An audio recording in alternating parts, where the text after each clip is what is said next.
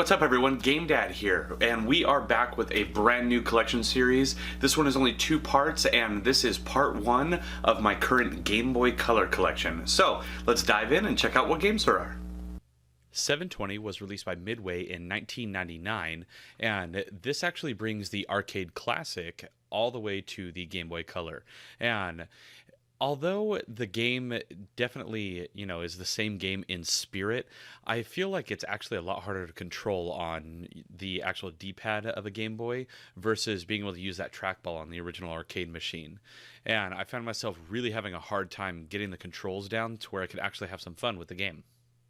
Bust-A-Move Millennium was released by Acclaim in 2000 and just takes that classic Bust-A-Move gameplay and brings it to the Game Boy Color.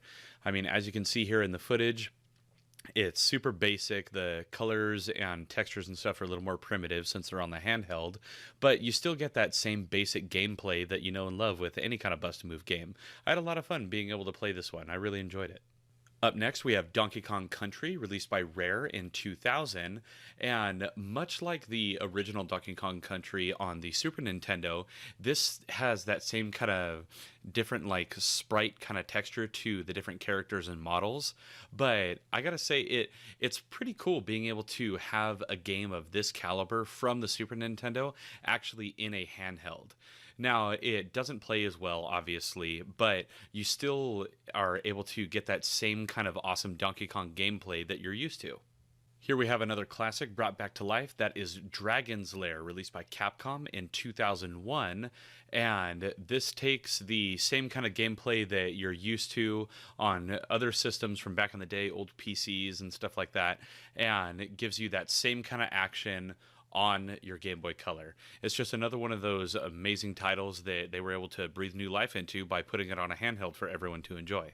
Up next, we have Dragon Warrior Monsters, and this was released by Eidos in 2000. Now, this game takes what is already, at this point in time, a pretty beloved franchise, and it gives you that awesome mobile aspect to it. It feels to me kind of like a Final Fantasy-esque kind of game when played on the Game Boy Color, but it has all of the awesome adventuring aspects that you would expect from an RPG of this kind of caliber. So I actually had a lot of fun being able to play through this and capture some footage for the game. Up next, we have the man, the myth, the legend. It is Duke Nukem from GT Interactive, released in 1999. Now, this is nowhere near the quality that you would expect from a Duke Nukem game, and even though it's on a handheld, honestly, I expected better.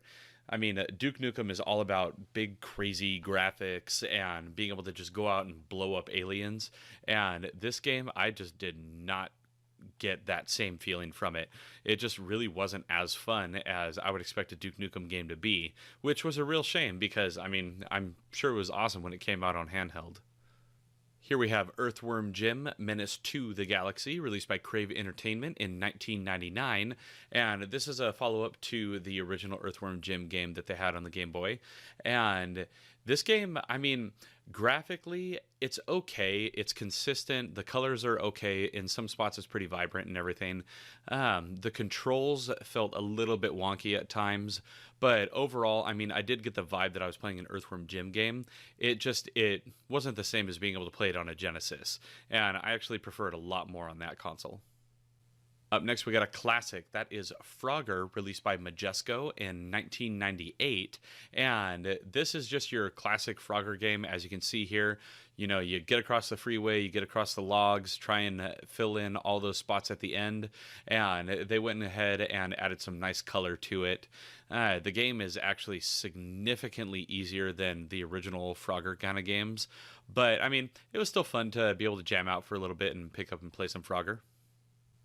Up next, we have Gex Enter the Gecko, released by Crave Entertainment in 1998. And this is another one of those games that I don't feel it really lives up to its actual namesake. The original Gex games are very, 3D oriented, very platformer. I mean, I can honestly say this game is much brighter than those games, so that's kind of a plus. But this one, it just felt too cartoony for me.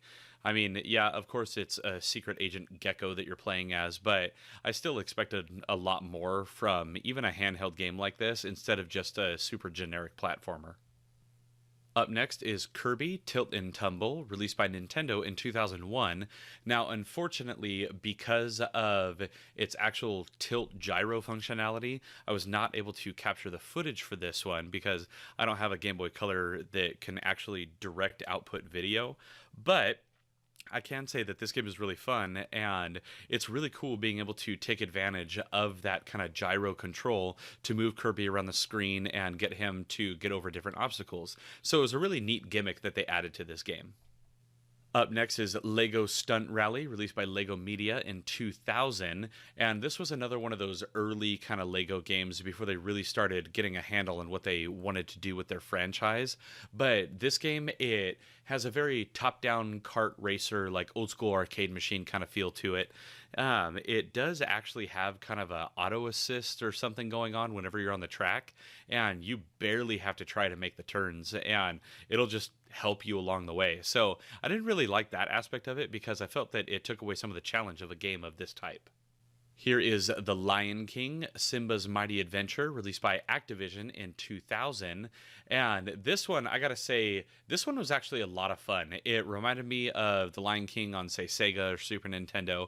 Obviously, the graphics aren't as good, but it played really well. It was super smooth.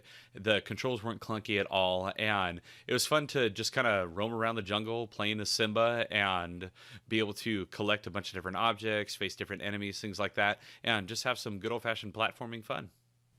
Here we have Magical Tetris Challenge, released by Capcom in 2000.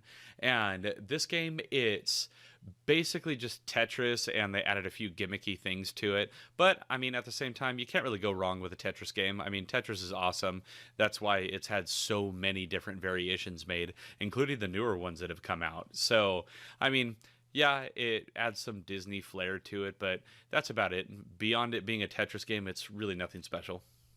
Up next is Oddworld Adventures 2, released by GT Interactive in 2000. And this is a continuation of the franchise. And honestly, I don't really feel like they made any kind of graphical updates other than just kind of colorizing everything. And I say colorize because it doesn't even seem like they actually had, painted textures or specific colors for sprite models or anything like that. It really looks like the old-fashioned black and white TV shows and stuff that were just colorized instead. And I mean, the gameplay is actually super clunky in this one. I prefer the original Oddworld Adventures personally. And lastly, for this particular video, we have Pocket Bomberman, released by Nintendo in 1998. And this gives you all of that Bomberman glory. You get to blow stuff up, you get to go around solving puzzles, things like that. But with this, they made the game more of like an adventure platformer kind of game, which was kind of fun to get away from the norm of the constant top-down Bomberman game that you would be used to. So it was pretty fun. It had a lot of the same mechanics, just more of in a side-scrolling game instead. So there you have it, everyone. That is everything that is in part 1 of my current Game Boy Color collection. Now, I want to know, what do you guys have in your Game Boy Color collection? Let me know down in the comments below. And while you're there, please also be sure to hit those like and subscribe buttons, as well as that little notification bell. That way you get an alert every time I got a video coming out. Now, as always, I'm GameDad. I thank you guys for watching, and I'll catch you later.